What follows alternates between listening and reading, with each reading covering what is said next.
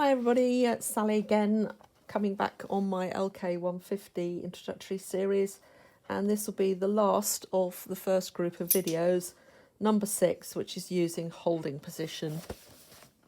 Holding position is a very useful technique, or it's sometimes called partial knitting or short rowing. If you want to make any kind of like shapes in your knitting. Just trying to think if it will show it on here. This is a sleeve seam that I've done on something on my standard gauge machine, and I think you can possibly see across here there's quite specific groups of stitches that have been put into holding position to create a shaped shoulder. Can't get this far enough away from the camera, but it makes a nice shoulder slope. You can use it for making circular pieces of knitting like shawls and baby blankets and stuff like that.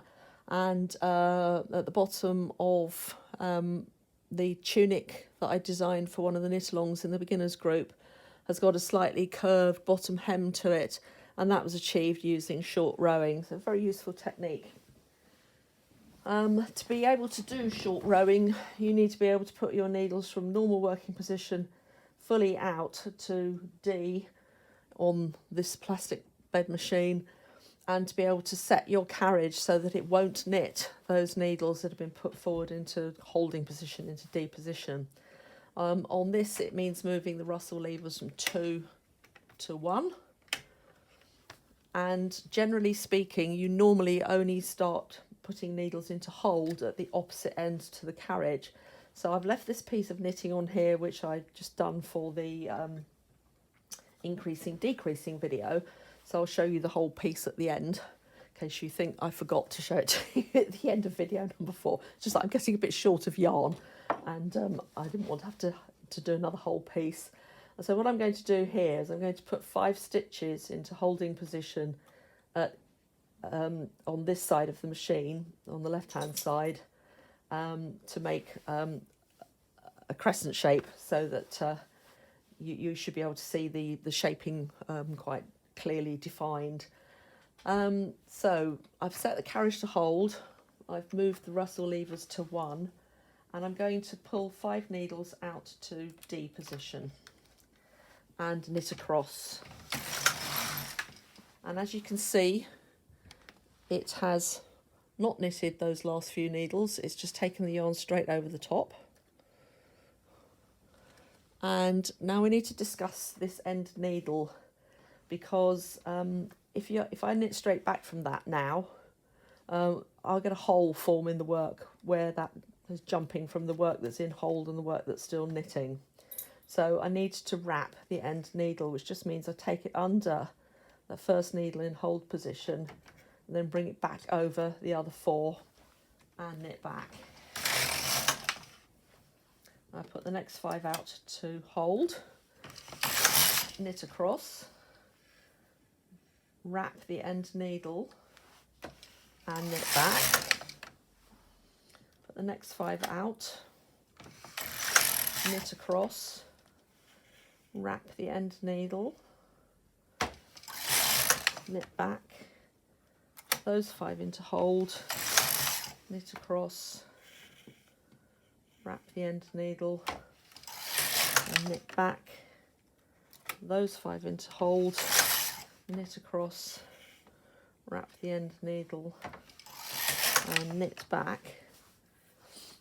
And then to knit them all back into work, I can do one of 2 things. I can either take my carriage off hold, move the Russell levers just back to 2, or if I need or want to leave the Russell levers in 1 position, I can just push these back to upper working to C and knit back, and they will knit back from that position. Just take care, if you're going to do that, that you don't push the stitches over the latches. They still need to be behind the latches as you knit across. And there you have it. And I think you can see, hopefully, that there's sort of like a nice little triangular piece of knitting coming along here. If I knit back and repeat that process, and this time I'll show you how to do automatic wrap. So if my pattern says put 5 stitches into hold on every row or every alternate row, I can put 4 out instead, knit across, and then put the 5th one out, and that creates what they call automatic wrap. Put 4 out, knit across, then put the 5th, 4 out, knit across, and then the 5th, 4 out, knit across, and the 5th,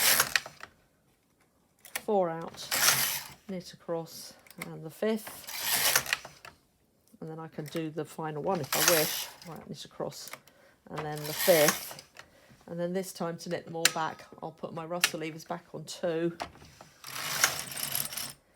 and knit back.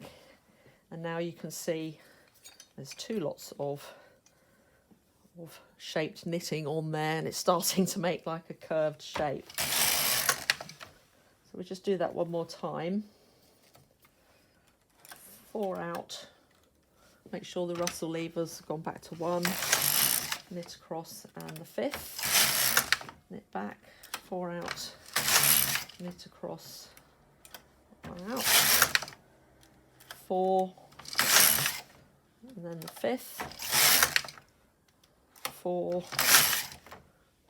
and the 5th, 4, and the 5th, 4, and the 5th, and then knit them back, and you should be able to see that there's a nice shaped piece of knitting coming along here. If you are doing shoulder shaping on a sweater and you're knitting, say, the back, where you're knitting both sides simultaneously, you would start off by putting your stitches into hold on this hand side, knit across, and do your automatic wrap, and then you do that side, knit across, and do your automatic wrap. This side, knit across, automatic wrap, and then this side, knit across, automatic wrap. And then again, to get them back into work, you can't do this side because you've got this thread of yarn coming over the top of the needles here. You have to do one side followed by the other one to knit them back. And that is how you do shoulder shaping on 2 sides of the knitting at the same time. So I hope that has explained how to do short rowing. It's a very simple technique, but has an awful lot of uses.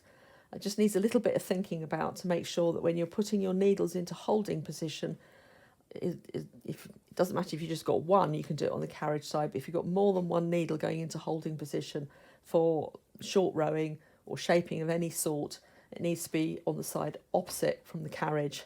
Otherwise you'll just get horrible threads here, there and everywhere. So that's the cardinal rule to remember on short rowing. Opposite end to the carriage is where you're doing the putting into hold all the time, and putting back out of hold for that matter. Okay, I hope that's given you a brief insight into short rowing technique.